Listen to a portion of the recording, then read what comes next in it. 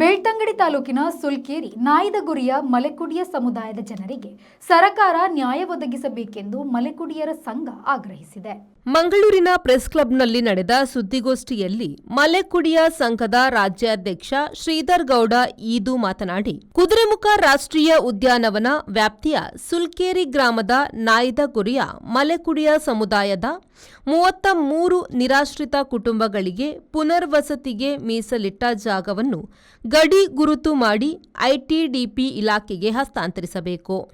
ನಾಯ್ದಗುರಿಯಲ್ಲಿ ವಾಸವಾಗಿರುವ ದೌರ್ಜನ್ಯಕ್ಕೆ ಒಳಗಾದ ಕುಟುಂಬಗಳಿಗೆ ಹಕ್ಕುಪತ್ರವನ್ನು ಜಿಲ್ಲಾಡಳಿತ ವಿತರಿಸಬೇಕು. 1 ತಿಂಗಳಲ್ಲಿ ಈ ಬಗ್ಗೆ ಸೂಕ್ತ ಕ್ರಮ ವಹಿಸದಿದ್ದರೆ ಜಿಲ್ಲಾಧಿಕಾರಿ ಕಚೇರಿಯ ಬಳಿ ಅಹೋರಾತ್ರಿ ಧರಣಿ ನಡೆಸುವುದಾಗಿ ಎಚ್ಚರಿಸಿದರು. ರಾಷ್ಟ್ರೀಯ ಉದ್ಯಾನವನದ ಸಮಸ್ಯೆಯ ಮಧ್ಯೆ ಕಸ್ತೂರಿ ರಂಗನ್ ವರದಿಯ ಆತಂಕ, ನಕ್ಸಲ್ ಸಮಸ್ಯೆ ಕೂಡ ಮಲೆಕುಡಿಯ ಸಮುದಾಯವನ್ನು ಕಾಡುತ್ತಿದೆ. ಅನೇಕ ಕಾನೂನಾತ್ಮಕ ಸಮಸ್ಯೆಗಳನ್ನು ಮಲೆಕುಡಿಯ ಸಮುದಾಯ ಎದುರಿಸುತ್ತಾ ಬಂದಿದೆ.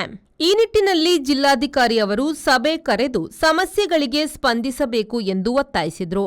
ಎಲ್ಲರಿಗೂ ತಿಳಿದಿರುವ ಹಾಗೆ 2011ರಲ್ಲಿ ದಕ್ಷಿಣ ಕನ್ನಡ ಜಿಲ್ಲೆಯ ಬೆಳ್ತಂಗಡಿ ತಾಲೂಕಿನ ಸುಲ್ಕೇರಿ ಮೊಗರು ಅನ್ನುವ ಪ್ಲೇಸಲ್ಲಿ ಮಲೆಕುಡಿಯರನ್ನು ಸುಲ್ಕೇರಿ ಪರಿಸರದಲ್ಲಿ ಮಲೆಕುಡಿಯರನ್ನು ಅವರು ಕಟ್ಟಿರುವಂತಹ ಗುಡಿಸಲುಗಳನ್ನು ತೆರವು ಮಾಡಿರುವಂಥದ್ದು, ದೌರ್ಜನ್ಯ ಮಾಡಿರುವಂಥದ್ದು ಎಲ್ಲರಿಗೂ ಗೊತ್ತಿರುವ ವಿಷಯ. ಅದು ಅಧಿವೇಶನದಲ್ಲಿ ಕೂಡ ಅದರ ಪ್ರತಿಧ್ವನಿಸಿದೆ.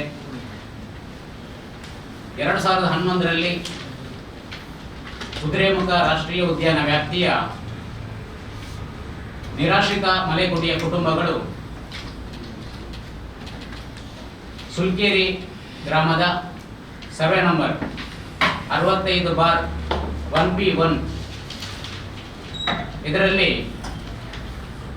ಮಲೆಕುಡಿಯ ಕುಟುಂಬಗಳು ಗುಡಿಸಲುಗಳನ್ನು ಕಟ್ಟಿಕೊಂಡು ಜೀವನ ನಡೆಸ್ತಾ ಇದ್ದ ಸಂದರ್ಭದಲ್ಲಿ ಜಿಲ್ಲಾಡಳಿತ ಏಕಾಏಕಿ ಆ ಮನೆಗಳ ಮೇಲೆ ದಾಳಿಯನ್ನು ಮಾಡಿ ದೌರ್ಜನ್ಯವನ್ನು ಎಸಗಿರ್ತಾರೆ. ಮುಂದಿನ ದಿನಗಳಲ್ಲಿ ಈ ವಿಷಯದ ಕುರಿತಂತೆ ನಿರಂತರವಾಗಿ ಹೋರಾಟಗಳನ್ನು ಮಾಡಿದ ಹಿನ್ನೆಲೆಯಲ್ಲಿ 190 ಎಕರೆ ಜಾಗವನ್ನು ಗಿರಿಜನರ ಪುನರ್ವಸತಿಗಾಗಿ ಸರ್ಕಾರ ಮೀಸಲಿಟ್ಟು ಆದೇಶ ಮಾಡ್ತದೆ. ಆನಂತರ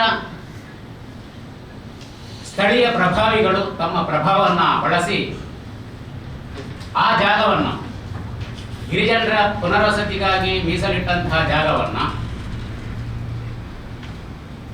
ಜಿಲ್ಲಾಡಳಿತದ ಮೇಲೆ, ತಾಲೂಕು ಆಡಳಿತದ ಮೇಲೆ ಒತ್ತಡ ತಂದು ಅದನ್ನು ಸಾರ್ವಜನಿಕ ಉದ್ದೇಶಕ್ಕೋಸ್ಕರ 15 ವರ್ಷ ಪರಭಾರೆ ಮಾಡದ ರೀತಿಯಲ್ಲಿ ಮೀಸಲಿಟ್ಟು ಆದೇಶವನ್ನು ಮಾಡ್ತದೆ.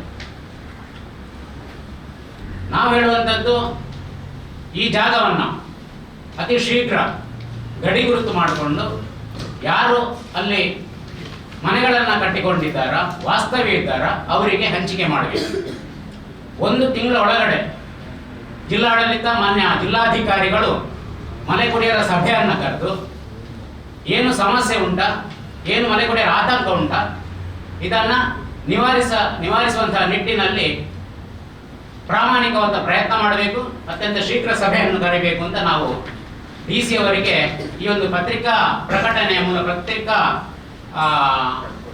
ಪತ್ರಿಕಾಗೋಷ್ಠಿಯಲ್ಲಿ ನಾವು ಮನವಿಯನ್ನು ಮಾಡ್ತಾ ಇದ್ದೇವೆ. ಒಂದು ವೇಳೆ ಇದಕ್ಕೆ ಜಿಲ್ಲಾಡಳಿತ, ಜಿಲ್ಲಾಧಿಕಾರಿಯವರು ಸ್ಪಂದಿಸದೆ ಹೋದಲ್ಲಿ ನಾವು ಅಹೋರಾತ್ರಿ ಧರಣಿಯನ್ನು ಜಿಲ್ಲಾಧಿಕಾರಿ ಕಚೇರಿಯಲ್ಲಿ ಮಾಡುವರಿದ್ದೇವೆ ಅನ್ನುವಂಥ ಎಚ್ಚರಿಕೆಯನ್ನು ಕೂಡ ಈ ಸಂದರ್ಭದಲ್ಲಿ ನೀಡ್ತಾ ಇದ್ದೇವೆ.